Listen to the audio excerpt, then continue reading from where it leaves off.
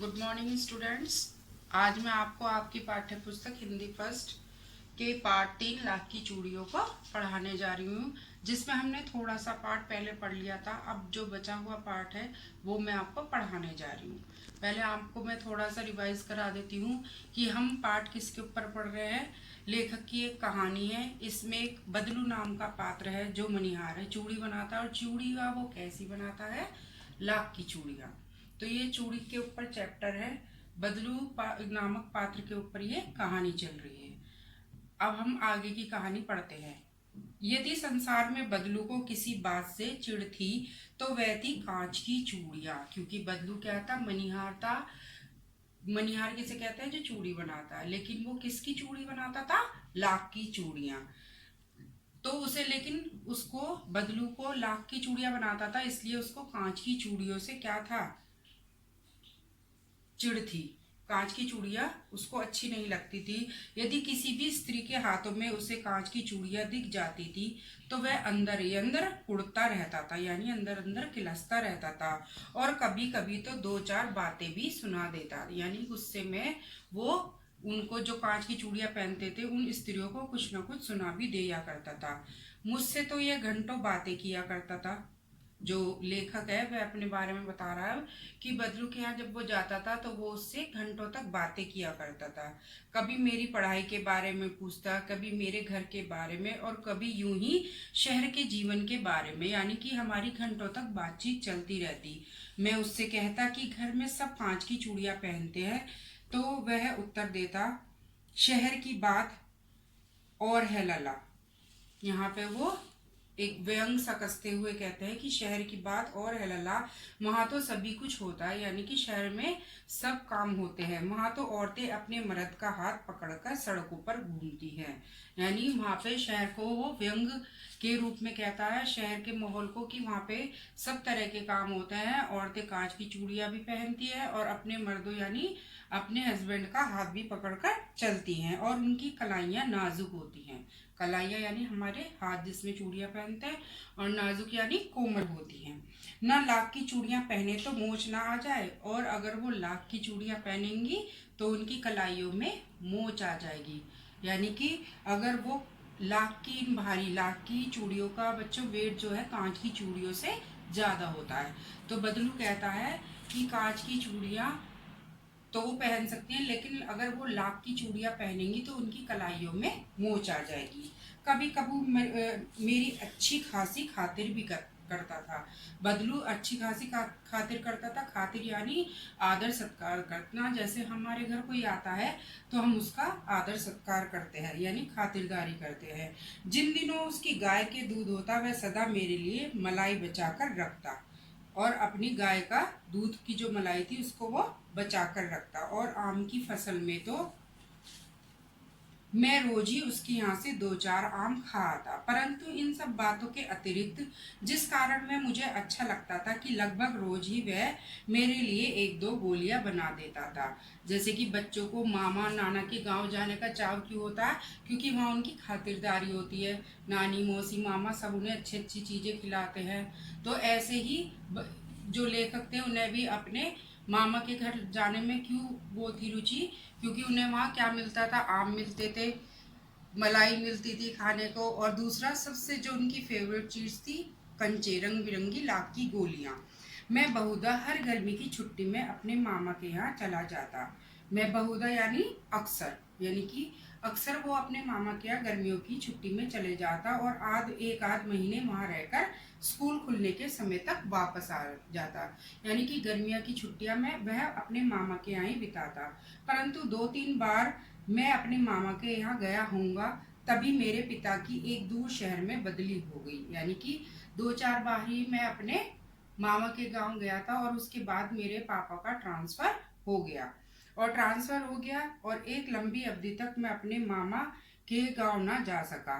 और लंबी अवधि यानी लंबे समय तक मैं अपने मामा के गांव नहीं जा सका। तब लगभग 8-10 वर्षों के बाद जब मैं वहां गया तो इतना बड़ा हो चुका था कि लाख की गोलियों में मेरी रुचि नहीं रह गई थी। यानी कि जब लेखक 8-10 वर्षों के बाद अपने मामा के गांव गए तो वो बच्चे नहीं रहे थे, बड़े हो गए थे, इसलिए उनका इंटरेस्ट, रुचि हट गई थी। किससे? लाख की गोलियों के प्रति। उन्हें कोई भी रुचि नहीं थी उन गोलियों को लाने की या देखने की। अतः गांव में होते हुए भी कई दिनों तक मुझे बदलू का ध्यान ना आया। तो ना ही क्योंकि मेरी रुचि थी तो मुझे बिल्कुल भी बदलू का ध्यान मेरे मन में नहीं आया। इस बीच मैंने देखा कि गांव में लगभग सभी स्त्रियां कांच की चूड़ी पहने हैं।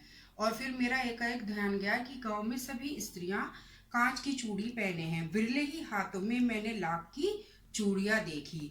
विरले यानी बहुत कम हाथों पे मैंने कांच की चूड़ियां पहने हुए देखा। तब एक दिन सहसा मुझे बदलू का ध्यान हो आया और कांच की चूड़ियों के को पहने हुए देखकर और लाख की चूड़ियों को पहने हुए देखकर मुझे बदलू का ध्यान आ गया। बात यह हुई कि बरसात में मेरे मामा की छोटी लड़की आंगन में फिसलकर गिर पड़ी और उसके हाथ की कांच की चूड़ी टूटकर उसकी कलाई में घुस गई और उससे खून बहने लगा। यानी कि उसके लेखक के जो मामा की बेटी थी वो गिर गई आंगन में और उसकी जो कलाई में कांच घुस गया और उससे खून निकलने लगा।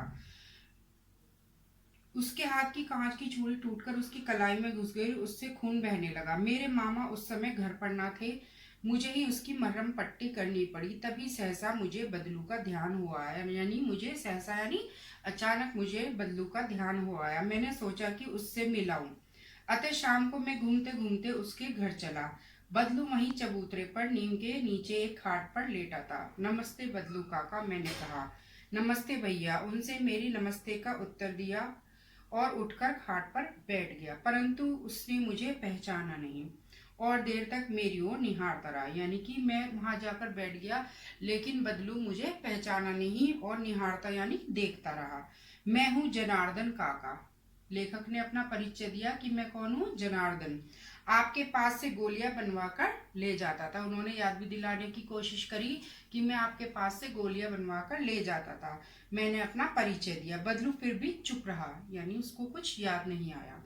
वह अपने स्मृति पटल पर अतीत के चित्र उतार रहा हो और तब तक एकदम बोल पड़ा। यानी कि बदलू अपने स्मृति पटल यानी यादों की तख्ती पे अतीत यानी बीता हुआ समय को टटोल रहा हो, देख रहा हो और एकदम बोला जैसे उसको कुछ याद आ गया। आओ आओ लल्ला बैठो, कि उसको याद आ गया। बहुत दिन बाद गांव आए। हाँ, इधर आना ही नहीं हो सका काका। और लेखक ने कहा कि इधर आना नहीं हो सका। मैंने चारपाई पे बैठते हुए उत्तर दिया। कुछ देर शांति रही। मैंने इधर उधर दृष्टि दौड़ाई और कुछ देर तक शांति रही और मैंने इधर उधर दृष्टि दौड़ाई यानी निगाह दौड़ाई। ना तो मुझको उनकी मचिया की नजर आई और ना ही भट्टी, यानी कि जिसपे मचिया वो खाट पे बैठते थे वो नजर आई और जिसपे वो क्या चूड़ियां सेकते तपाते थे वो भट्टी नजर आई।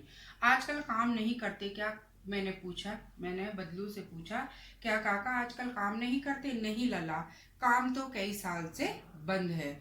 मेरी बनाई हुई चूड़ियां कोई पूछे तब तो। यानी कि वो अपने मन दुखी मन से कहता है कि मेरी बनाई हुई चूड़ियां कोई पूछे तभी तो, काम मेरा बंद है। गांव गांव में कांच का प्रचार हो रहा है। यानी गांव गांव में सभी चूड़ियां कांच की ही पहन रहे हैं। कुछ देर वह चुप रहा, फिर बोला, मशीन युग है ना यह लला। यानी कि यह जो वाक्य है, मशीन युग है ना लला, इस वाक्य में बदलू के मन की व्यथा दिखती है कि उसके मशीनों ने उसके हाथ काट दिए हैं, कारीगरों के हाथ काट दिए हैं और हर जगह मशीनों का चलन हो चुका है। क्योंकि क्या, समय के अनुसार परिवर्तन होता है तो सभी लोग लाख की चूड़ियों की अपेक्षा कांच की चूड़ियों को पसंद करते हैं। आजकल सब काम मशीन से होता है, खेत भी मशीन से जोते जाते हैं और फिर जो सुंदरता कांच की चूड़ियों में होती है। अब वो ये कहता है बदलू की जो सुंदरता कांच की चूड़ियों में होती है लाख में कहाँ संभव है। लेकिन कांच बड़ा खतरनाक होता है, जल्दी टूट जाता है। मैंने कहा, नाजुक तो फिर होता ही है लला। कहते कहते उसे खांसी आ गई और वह देर तक खांसता रहा।